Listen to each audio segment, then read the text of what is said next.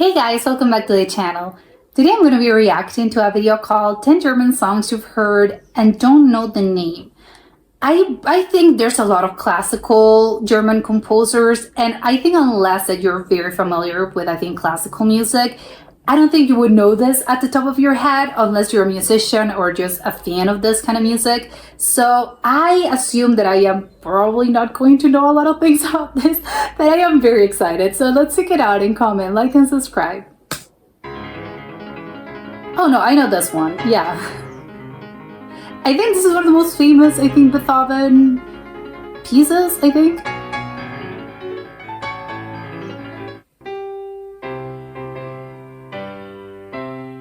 Wait, I've heard this. Yeah, it's a folk song. Nobody knows who wrote this. Oh, I know this one as well. I think this is very popular. I don't know. I think for kids. I think maybe I'm off. I don't know.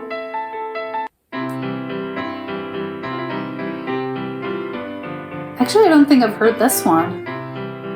I'm imagining a ballroom and just people dancing, I think. I think these days probably would be very appropriate. I think if you're having dinner and this is in the background, I think it would be very nice.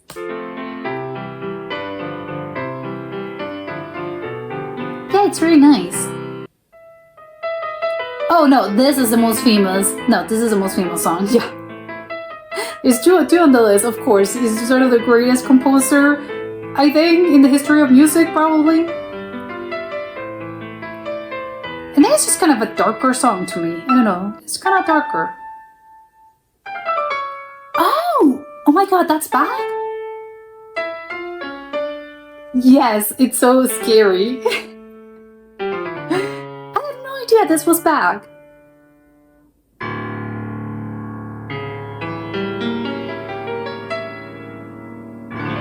Yeah, I was waiting for that. Oh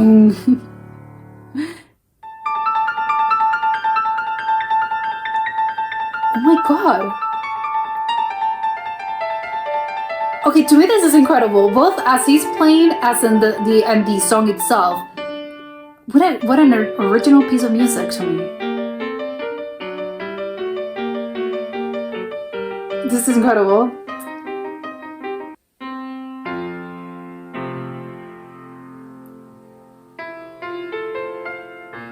No, I don't think I've heard that one.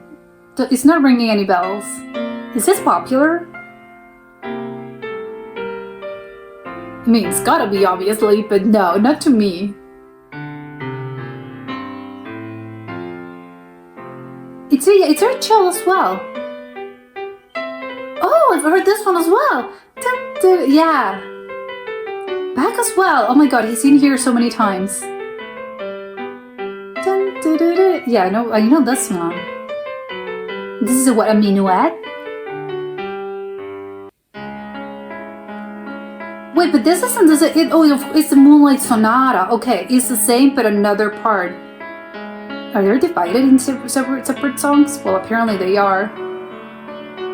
Yeah, this is also incredibly famous. It's a composition so famous that it has two parts that are easily recognizable, but they're not counted as one because they're two, of course. Yeah. This is also very nice. I really like this part.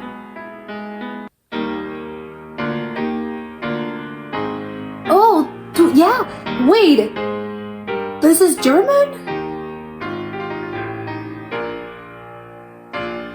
Yeah. I've heard this, but I don't know. I foolishly thought this was a British thing. I don't know why.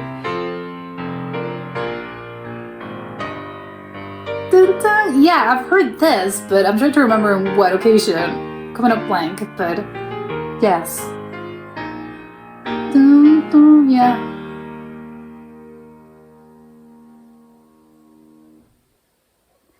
this, I think this was incredible. I mentioned there are few I knew fewer than I thought I would have before starting this, because I know just I was expecting a lot of classical compositions, and I thought, oh, but I don't really know a lot about classical music.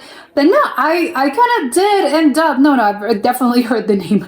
I've heard it before. I don't know the name, but definitely I have.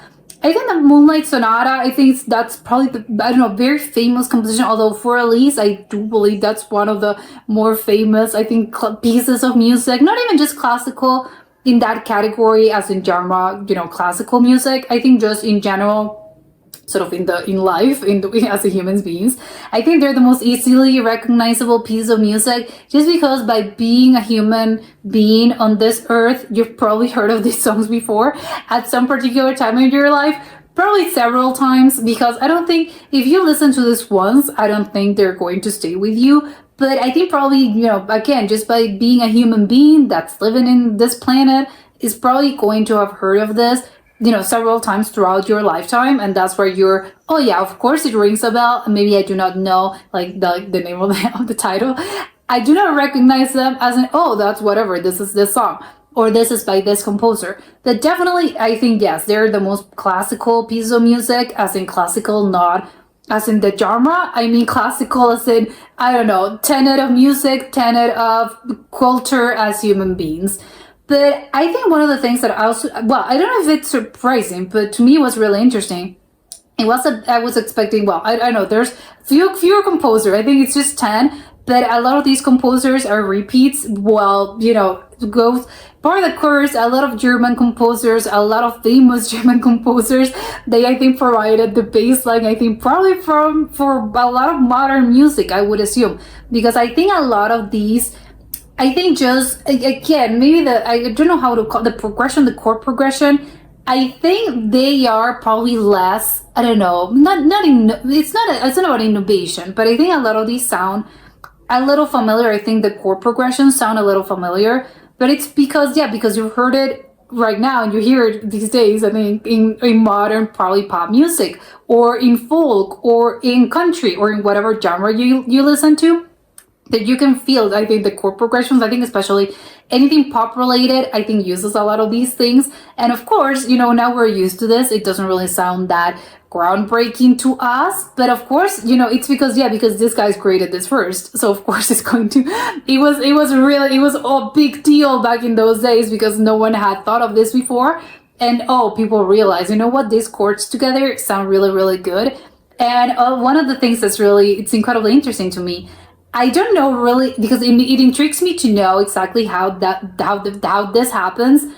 I'm not sure if it's just because of the cultural things that you have. Again, what I mentioned about culture in general, as in you've seen, probably films or just you've seen some plays or something, in which, again, not even the chord progressions, because I'm talking more about, the darker ones. There's one, I think it was the back one, the one that sounds really creepy. It's really when the minute I think you listen to this, something dark is coming, something, if you're watching a film and this happens, you hear this song, something's about to happen, but something scary is about to happen, something dark is about to happen. Usually I think it's having to do more with, I think probably I said ghost, but it's, a spirit, a ghost, someone's coming back from the dead. Something of the sort of, you need to be, you're warned. I think it's a warning. I think it was the one, I can't remember exactly the name of the song. Well, it sounds foolish of me to think it's a song, because I don't think they're songs. I think they're just compositions.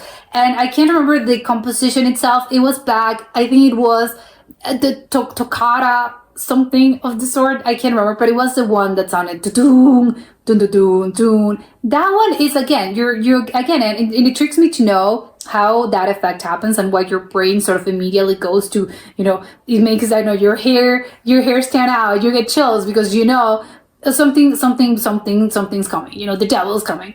And it's because, again, maybe, I don't really know. It's because, again, you have this sort of knowledge required to understand this, because it's been used probably in a lot of those types of scenes, whether in films or shows and stuff, or in plays, or it's just those, I think those chords in particular, and that again, that chord combination, that chord progression immediately sort of goes to your brain, go, wait, what? There's a warning. I would love to know. I don't know what musicologists can probably explain this, but I would love to know if it's just because, again, it's your memory, sort of your subconscious letting you know, or is it something that, no, even someone that probably has never heard of this before and you play this, are they going to feel that sort of, I don't know, it's just anxiety, or maybe it's not just anxiety, it's just, you're kind of feeling there's something around the corner. You need to be prepared because something's coming. So I think it's really surprising to me because it's a lot of, I know I can see a lot of variety, I think, in Bach as well, because he did this that's really sort of darker and sort of, oh my God, a little creepy.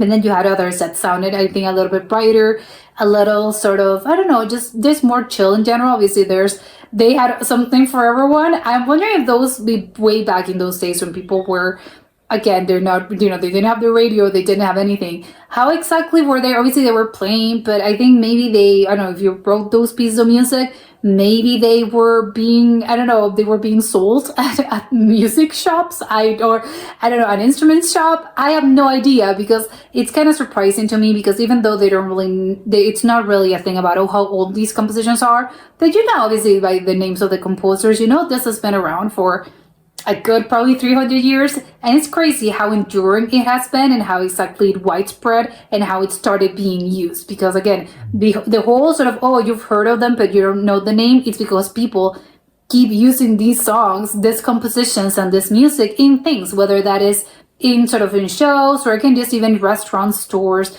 just places, they're still playing this kind of music. So it is kind of crazy. It's a testament to the endurance and how great these compositions were, that we're still, again, you don't really, I can't say the name, but I've definitely heard it. So it's kind of crazy to me. And I imagine it had to be widespread. I think some of these composers, I think, were famous way back when they were alive, obviously, and they were sort of playing these compositions and stuff. But I'm just wondering how exactly you get to that level of fame, as in 300 years later, people are still recognizing your songs and the music that you wrote and your compositions and your music. It's okay. How did it widespread? Did people were copying the sheet music and were, this is awesome. You have to read it and you'll know, oh, I'm imagining how it sounds. It sounds really great. And then you start playing it. And that's, I think, how it widespread, how it was spreading throughout first Europe and then the world. I do not know. I would love to know the history behind it all, because again, it's just very, I know it's crazy to me to think how exactly people started using this music to the point where 300 years later, we're having this conversation and we're still listening to this.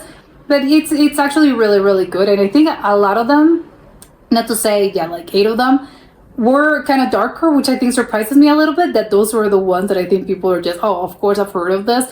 They're just a little darker. I can't explain it, the whole darker. I think it's just because they use minor chords. I think that's why it sounds a little heavier, I think, to the ear, and it sounds a little heavier, and it produces a heavier, I think, of emotion and feelings in you, which, again, crazy, but that's what music does, right? It's really inspiring, I think, feelings and emotions just by hearing pieces of music, and it creates an ambiance. So it's really interesting as well, that whole sort of, oh yeah, the whole minor, there's a lot of these that use minor chords, and those apparently are the ones that people like, which I would assume it's the opposite, and probably the more popular are going to be the ones that do not use minor chords. But I don't know, according to this, absolutely not. And that was it for today, and I'll see you soon. Bye!